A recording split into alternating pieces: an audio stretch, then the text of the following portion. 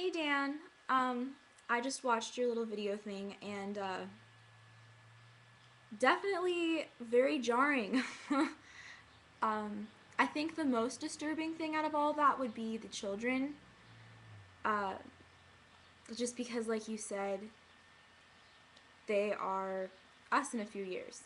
Um, the parents, you mentioned the parents on how they are cheering them on and such. That is definitely fucked up. You are definitely correct in saying that is fucked up. I don't really know how to respond. I mean, obviously, my first reaction was like, what the fuck is going on?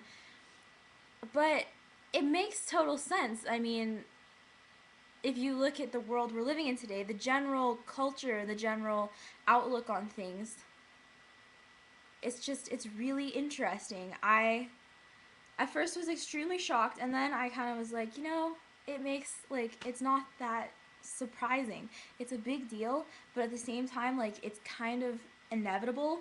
And I think part of the reason why those parents were cheering on is because that video is obviously not from America. That video is obviously from Mexico or some other third world country where they speak a lot of Spanish and are, Hispanic. Uh, but definitely influenced by America. And that one almost bothered me more than the stories that were in America, because the effect that we have on other countries is just so huge. Like, it's monumental how damaging we are to everything. Yes, we did not get the Olympics. Very upsetting. Not worth punching someone to death for. uh, I don't think that's the actual reason why that happened, but yes, very upsetting. Um, yeah, I find it very disturbing. And the stories that you were saying about, the 1950s and how your grandma was like pushing it and sort of thing, they are too. We're moving. It's the same. It's odd to think of it this way, but we are doing the exact same thing that we have always done, which is we have the limit, and then we take it and we push it a little. And the thing is, our limits are getting pretty fucking far out there. We're a pretty open country, and we're allowing a lot more than we used to. And part of it is religion. I personally am agnostic, but that's probably the biggest part of it. I mean, the 1950s was a very special time. There were problems like crazy. I mean, it's not like it was a good time. If you look at it, every piece of our history, if you were living during that time, you'd think, oh my god, why can't we be like the good old days? Every piece has a very large amount of problems. It's just different, and we set up limits, and then younger people push them. And our children are having to grow up faster because of things like the internet and things like TV.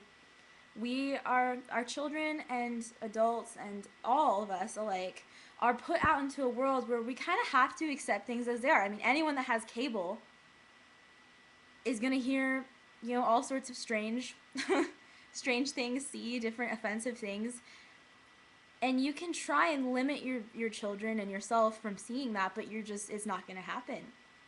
It's just not. And it's inevitable. And the route that we're taking, you're saying, how can we stop this? How can we change this? What can we do? There's nothing that you can do other than, like, live the way that you feel you should be living and try and get people to join you in that. It's really hard because part of it is that we're so apart from everyone else. We're not connected. We're not walking out and getting our paper and waving at our neighbors in the morning. We're running out quickly, picking it up, maybe even in our cars. Like, we're just really unconnected. We're not a very communicative culture. And because of all the things, all the easy ways to communicate, all the easy information, and all the, homemade entertainment and such, we've gotten to the point that there's almost a disconnect from reality. You know, like I can just go ahead and say this to you here and not have to ever meet you. And I could say something horrible. I could say that you're a dick face and I want you dead. You know, and I would never say that to your face, but it's a lot easier over here because I'm saying it to a computer. You know, we are a much more hostile country. We're a much more secular country. We're a very fearful country. We're very disconnected. And I think that's where all of like our main problems come from. I don't think it's like we need religion. I don't think we need to ban drugs. I don't think we need to ban fighting either. I mean, I'm into kickboxing. I love it. I think it's awesome. It's self-control, knowing what's right and wrong. You know, what inside, like defining inside yourself what you can do. Like what you can do to yourself and others that's okay. Because that's definitely really thwarted right now with the way that we see. We have a very warped perception. And there's nothing you can do other than, you know, keep doing whatever you're doing. And I watched your other videos. I think they're awesome. Like, you have some great things to say. You know, you should keep on saying them for sure.